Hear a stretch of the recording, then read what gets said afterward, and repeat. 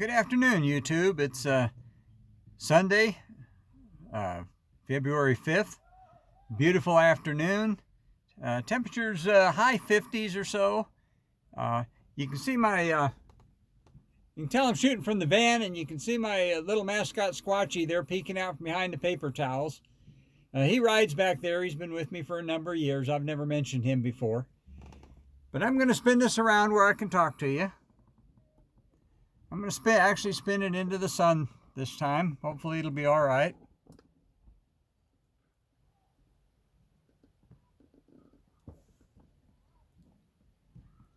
I'm using a little different camera holding system this time, so we're going to see how well this works.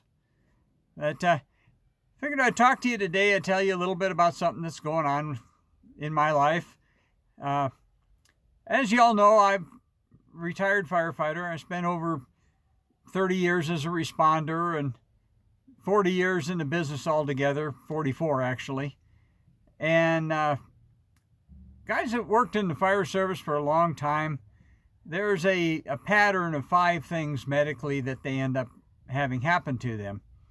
The number one is probably heart problems.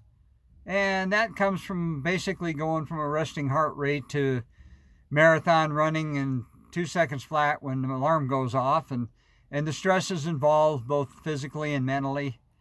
Another one is lung problems from breathing all the junk that we've breathed, and we used to always blame that on the fires themselves, and but we're finding out later now, research is showing that a lot of it actually has to do with the fumes from the diesel fuel from diesel trucks.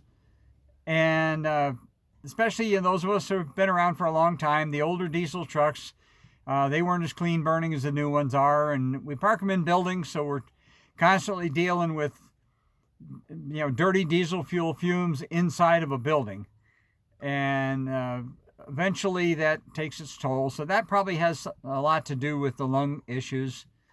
Another one we have, a third one would be back issues, because it seems like we never had enough people to do what we were trying to do, and so a lot of us overstressed ourselves and did stuff. And we were young and thought we were, we thought we were immortal at the time, and so we tried doing things we shouldn't have done and beat ourselves up pretty bad. Now that we're older, we're paying for that. Number 4 is not a health issue as much as it's an inconvenience, and that's hearing issues. And a lot of us have hearing deficit. And that can be traced back to screaming sirens and air horns and loud diesel engines and saws and loud radios. And in my case, probably headphones and loud music had something to do with it, I'm sure. But the 5th one, the scariest one, is the big C. It's cancer.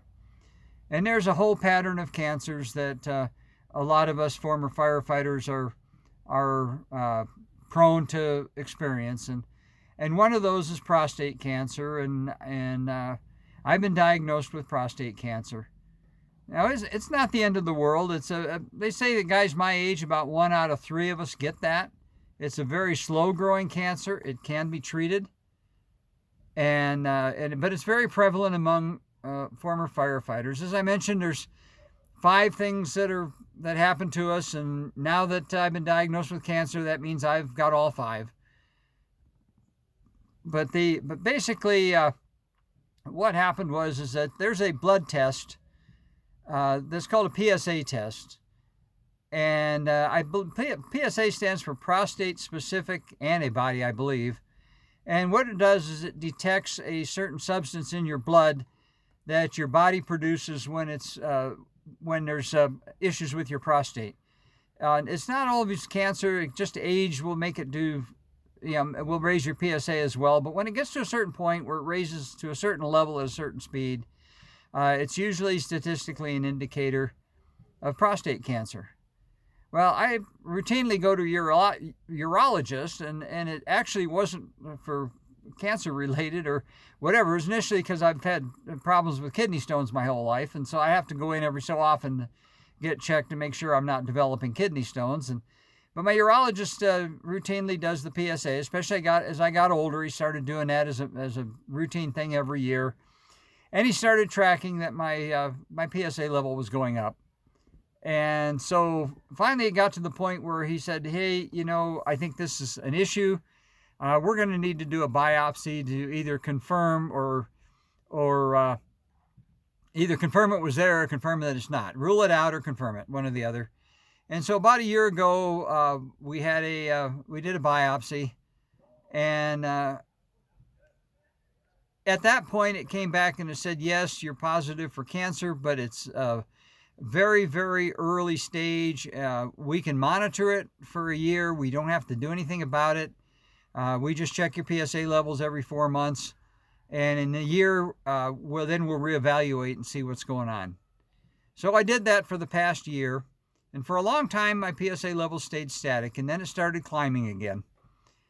So a couple of weeks ago, I had to have another prostate biopsy. And those of you that had that done know it's pretty disgusting and it's pretty invasive. And I'm not going to tell you about it here because that's probably TMI, too much information.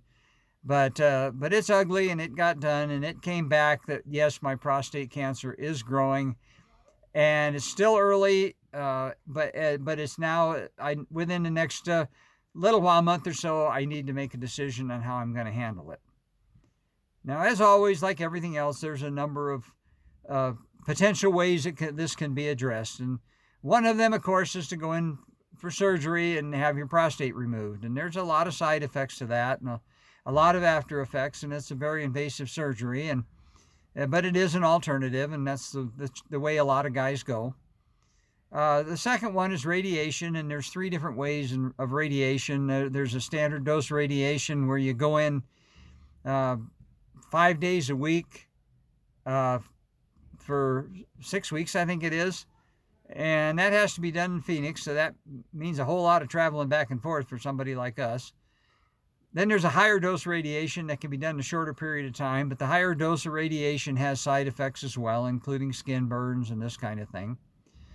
There's a third type of radiation that involves injection of radioactive pellets, or seeds, they call them, and they just stay in there and they degrade.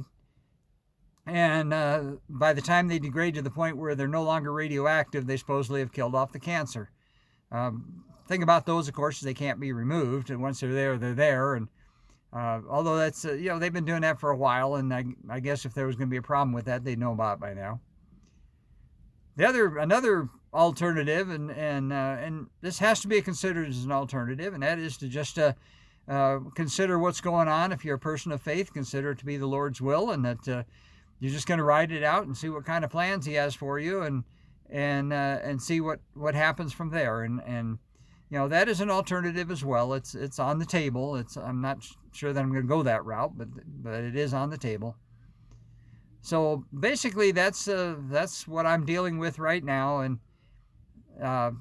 figured I'd share that with you. This channel is about my life and what I do, and as part of it, not looking for sympathy, not looking for anything like that. You can say a prayer for me if you want. I think that'd be a nice thing.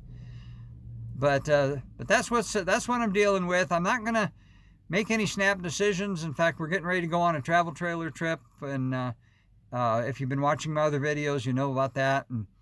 And so I'll make a decision when I get back. I'm going to try to put it out of my mind. I know I won't have probably won't be able to do that, knowing me. But we'll see how that goes. And when I get back, then we'll seriously sit down. The wife and I have already been talking about it, but we'll decide what course of action we're going to take and where it's going to go. And as I said, 1 out of 3 old guys like me end up with prostate cancer. So I'm not the first guy ever to have it, and so it's just one of life's challenges as we get a little bit older. It's just one more thing to deal with. And I mentioned the 5 things that the old firefighter guys go, and I had 4 of them, and now I've got the 5th one. So it is what it is, and we'll deal with it. So for right now, I'm going to let you all go. As always, I tell you to be kind to each other and love each other. It's a beautiful day today, and as I said earlier, I wanted to shoot this outside, but I couldn't find a space where I thought the light was right, and so I ended up back here in the van again where I could focus and concentrate, because obviously I need to concentrate on this subject. This is the second time trying to film this. I think I got it this time. And so with that, I'm going to turn this around where I can find a button, and I'm going to let you go for now. We'll talk at you in the next one. So for right now, I'll just say peace out.